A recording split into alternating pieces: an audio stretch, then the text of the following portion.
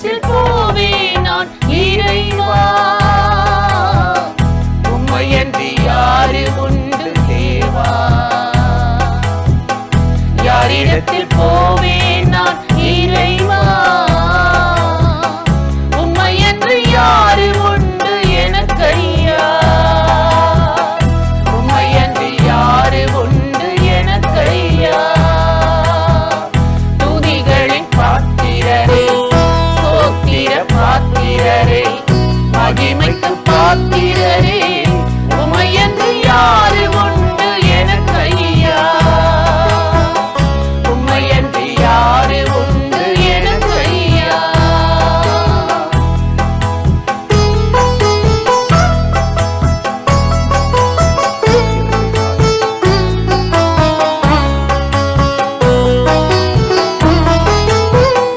வாழ்வு தரும் வார்த்தையெல்லாம் உம்மிடமே உள்ளதையா?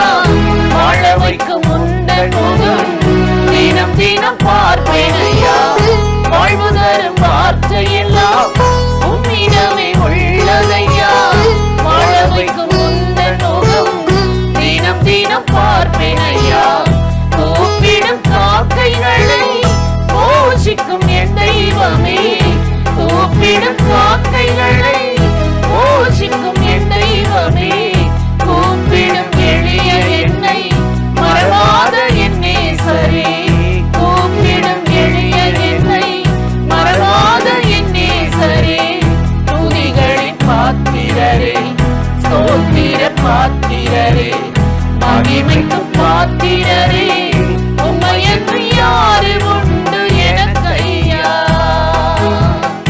உம்மையன்றி யாரு உண்டு எனக்கையா?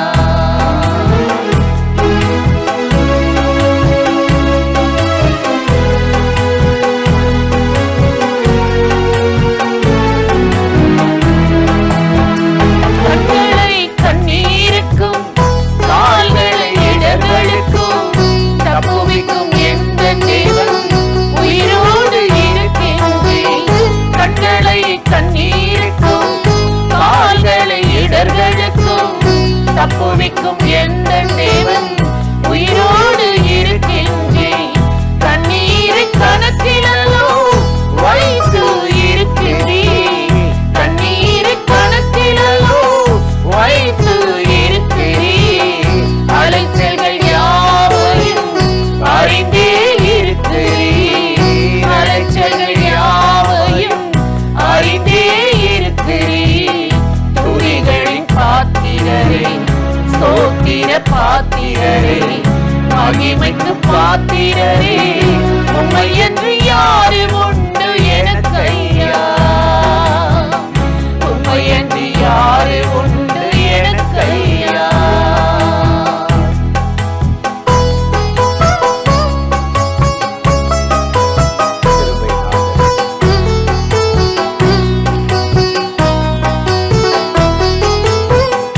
எந்தன் தேவையெல்லாம் உமக்கு தெரியும் ஐயா, எந்தன் குறைவு எல்லாம் நிறைவாக்கி தாரும் ஐயா, எந்தன் தேவையெல்லாம் உமக்கு தெரியும் ஐயா, எந்தன் குறைவு எல்லாம் நிறைவாக்கி தாரும் ஐயா. உமது கை திறக்க நான் அதை வாங்கிக் கொள்வேன், உமது கை திறக்க நான் அதை வாங்கிக் கொள்வேன்.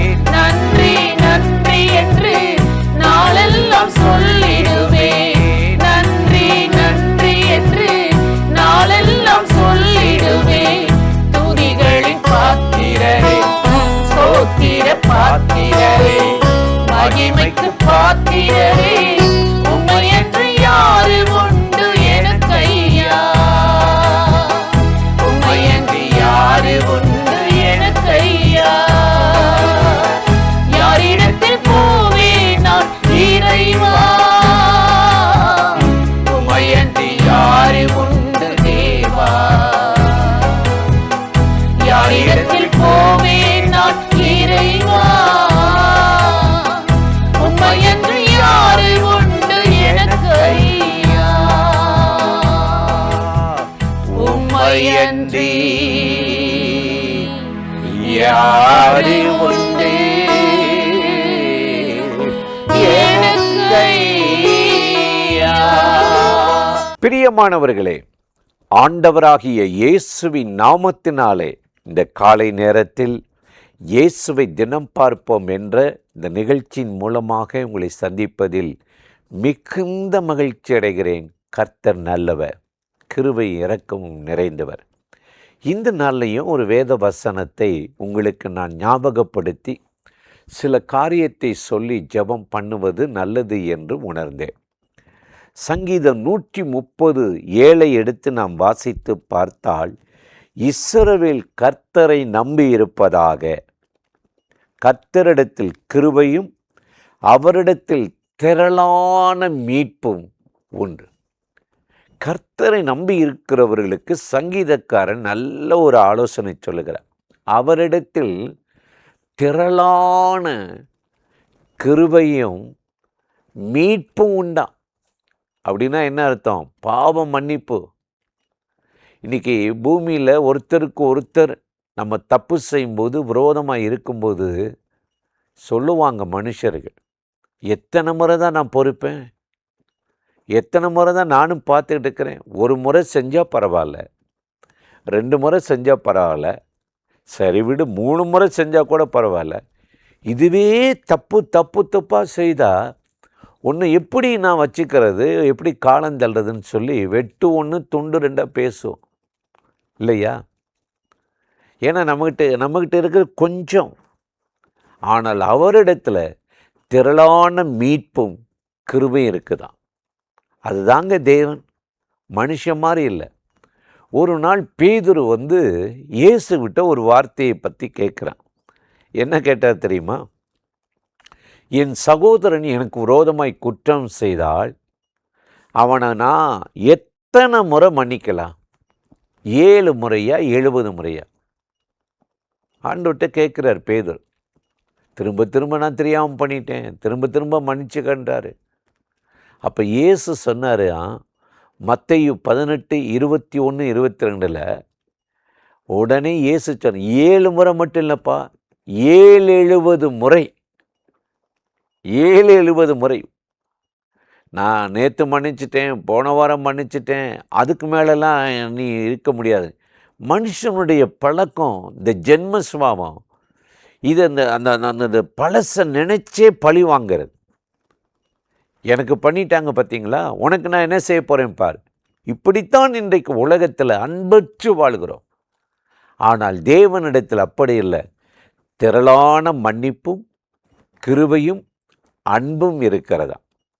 மகதலேனா மரியாள் என்ற ஒரு அம்மா இருந்தாங்க. பைபிளில் வாசிக்கிறோம், லூக்கா 7ஆம் அதிகாரம். இயேசு சிமியோன் என்ற ஒருவனுடைய வீட்டுக்கு உணவருந்த போகிறார். அதை கேள்விப்பட்ட அந்த பாவி பெண் மரியாள் பரிமள தைலத்தை எடுத்துட்டு இயேசுவின் பாதத்தில் போய் ஊற்றி கூந்தலால் துடைத்து, தலைமுடியால் துடைத்து முத்தம் செய்கிறார். எல்லாருக்கும் ரொம்ப கோபம். நான் வீட்டுக்கு அவரை கூப்பிட்டுருக்கிறேன், என்னோட நேரம் ஸ்பெண்ட் பண்ணலை, இப்போ அந்த அம்மா பார்த்துக்கிட்டு இருக்காரு, இவள் பாவியாகி விட்டது. அப்போ இயேசு சொன்னார், எவனுக்கு குறைவாக மன்னிக்கப்படுகிறதோ குறைவாக அன்பு செய்வார். இவள் காட்டின அன்பே அதற்கு சான்று. இவள் அதிகமாக மன்னிப்பு பெற்றார், ஆகவே தான் அதிகமாக நேசிக்கிறாரா. நீங்கள் கொஞ்சம் 1 முறை 2 முறை அந்த இரக்கத்தை மன்னிப்பை பெற்றீங்கன்னா அவ்வளோதான் இயேசுவை நேசிக்க முடியும். ஒவ்வொரு நாளும் இந்த சிலுவைக்கு முன்பாக நின்று, உம்மை போல மாற்று, நான் குறைவுள்ளவன், குற்றமுள்ளவன், ஆண்டவரே எனக்கு இறங்கும் என்று சொன்னீங்கன்னா 7 முறை இல்லை, 70 முறை அல்ல, திரளான மன்னிப்பையும் மீட்பையும் கர்த்தர் நமக்கு கொடுப்பாரா. இதற்கு தாங்க இந்த காலை நேரத்தில் கர்த்தருடைய சமூகத்தில் நம்ம இன்றைக்கு கூடியிருக்கிறோம். வேதத்தை வாசித்து பார்த்தீங்கன்னா இதை பற்றி அதே பேதுரு தன்னுடைய நிருபத்தில் எழுதுகிறார். என்ன எழுதுகிறார் தெரியுமா? 1 பேதுரு 4:8 எடுத்து நாம் வாசிக்கும் போது அவர் சொல்லுகிறார், அன்பு திரளான பாவங்களை மூடிடுமா. நம்ம பாவங்கள் கடற்கரை மணலை காட்டிலும் அதிகமாக, நம்ம தலைமுடியை காட்டிலும் அதிகமாக இருக்குதான். அப்போ அப்படிப்பட்ட இந்த பாவத்தை, அக்கிரமத்தை ஆண்டவர் மன்னிக்கிறாராம். அதனால தான் தேவன் அன்பாகவே இருக்கிறார். அந்த அன்பு நிறைந்த தேவன் நம்முடைய பாவத்தை மன்னிச்சு என்ன செய்கிறாராம்? மூடிடுறாராம். யாக்கோப்பு 5:20 கூட பார்க்குறோம், அந்த பாவங்கள், அவன் பாவம் மூடப்படும் என்று சொல்லுகிறார். எனக்கு அருமையான சகோதர சகோதரிகளே, இன்றைக்கி ஒருத்தருக்கு ஒருத்தர் மனத்தாங்களாக இருந்து, இல்லை இவங்களை வச்சு நான் சமாளிக்க முடியாது, அதே பழக்கம், அதே காரியம், அதே தீமை, அதே குற்றம், இனி நான் மன்னிக்கலாம் முடியாதுன்ட்டு நீங்கள் நினைக்காதீங்க. 7 முறை 70 முறை அல்ல, அவன் மனஸ்தாபப்படும் போதெல்லாம் மன்னித்து நீங்கள் தேவனுடைய பிள்ளைகளாக இருக்கணும். அதைத்தான் ஆண்டவர் சொல்கிறாரு. அந்த சங்கீதம் 130:7 இஸ்ரவேல் கர்த்தரை நம்பியிருப்பதாக, ஏனென்றால் கர்த்தரிடத்தில் கிருபையும் திரளான மீட்பும் இரட்சிப்பும் உண்டு என்று சொன்னவர். இன்றைக்கு திரளான பாவ மன்னிப்பையும் இரட்சிப்பையும் தேவ அன்பை உங்களுக்கு கொடுத்து உங்களையும் உங்கள் குடும்பத்தையும் ஆசீர்வதித்து நடத்துவார். அந்த தேவாதி தேவனை நோக்கி நாம் இப்பொழுது ஜெபிக்கலாமா? அன்பும் இரக்கமும் கிருபையும் நிறைந்த நல்ல ஆண்டவரே, இந்த ஆசீர்வதிக்கப்பட்ட நாளுக்காக, நேரத்துக்காக, கிருபை இரக்கங்களுக்காக உமக்கு நன்றி. இப்பொழுது யாரெல்லாம் இந்த நிகழ்ச்சியில் இணைந்து இந்த வார்த்தைகளை கேட்கிறார்களோ, அர்ப்பணிக்கிறார்களோ, அத்தனை பேரை ஆசீர்வதி. அன்பு திரளான பாவங்களை மூடும். உம்மிடத்தில் திரளான இரட்சிப்பும் மீட்பும் உண்டு என்ற வார்த்தையின்படி கொஞ்சமல்ல ஆண்டவரே, திரளாக அவர்களை ஆசீர்வதித்து இந்த நாளில் அவர்களை அற்புதமாய் நடத்தும்படி உங்கள் தயவுக்கும் கிருபைக்கு அர்ப்பணித்து ஜெபிக்கிறோம். இயேசுவின் நாமத்தில் வேண்டிக் கொள்ளுகிறோம் நல்ல பிதாவே. ஆமேன், ஆமேன், ஆமேன்.